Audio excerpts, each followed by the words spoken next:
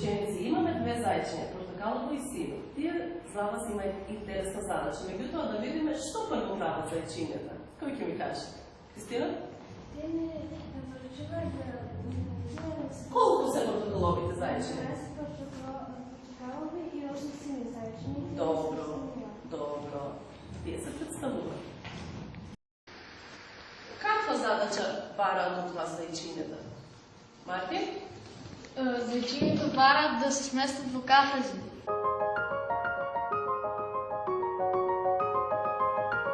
Треба да ги најдете литерите на 12 и 8. Треба да ги најдеме заедничките литери на 12 и 8.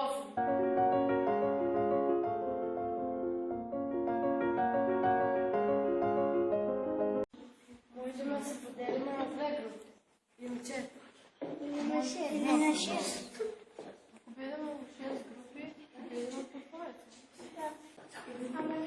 Може да се поделиме во две групи по 4. Може да се поделиме по 4 групи по 2. 2 isto 3 isto 1 dnevnik и за 6 и за 1. Ние можеме да се поделиме во 2 или во 4 групи. А во 3 можеме? Не, затоа што 3 не е делител со 8.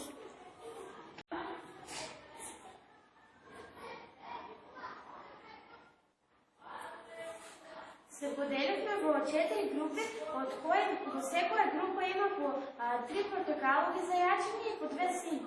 Значи, за 4 е заеднички делител на 12 и на 8.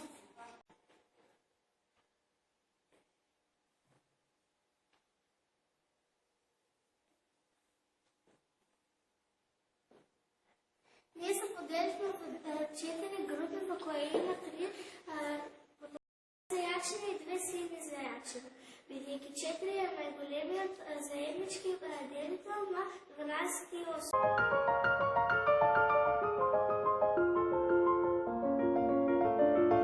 Тоа нема да ги изберете како сакате, туку според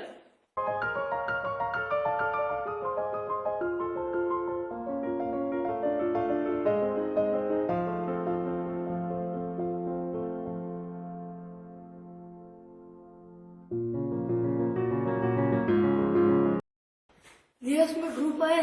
Ние ги одбравме ливчињата со цветињата со по 3 ливчиња затоа што Н за Д за 12 и 15 беше 3. Ги избравме цветињата со по 3 листчиња што најголемиот заеднички делител на 12 и 15 е 3. Ние сме група 2. Ние ги одбравме жолтото цветиње со 4 листа затоа што Н за Д за 24 и 24. Ние сме група 3. Нашиот цвет има 8 листа, бидејќи Н за Д за 24 и 16 е 8. Ние сме група 4. Заеднички делител на било кој два броја е 1. Затоа ги одбравме сите се поедини листи.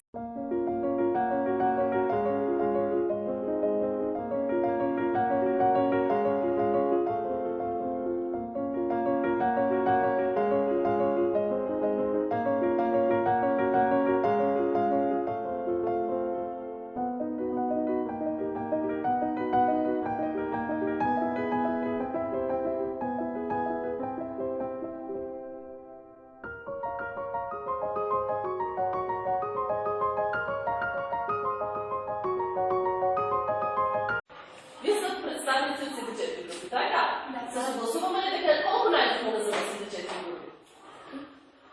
Така ли? 3. Колку букети значи ќе направиме? 3.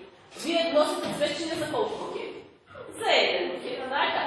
Ајде, победете, ставете го во чашата да направиме првиот букет.